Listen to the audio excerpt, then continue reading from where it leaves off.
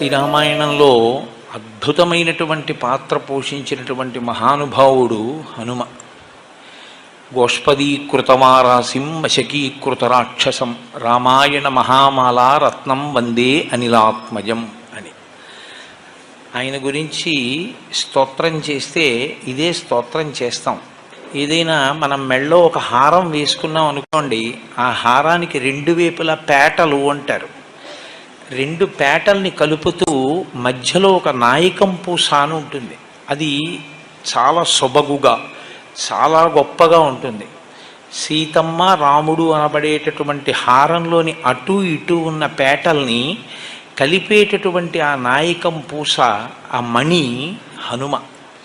ఆయన శ్రీరామాయణానికి అంతటికీ కూడా గొప్ప తేజస్సుని, రామాయణానికి అంతటికీ కూడా అంతటి ప్రకాశాన్ని తీసుకొచ్చినటువంటి మహాపురుషుడు.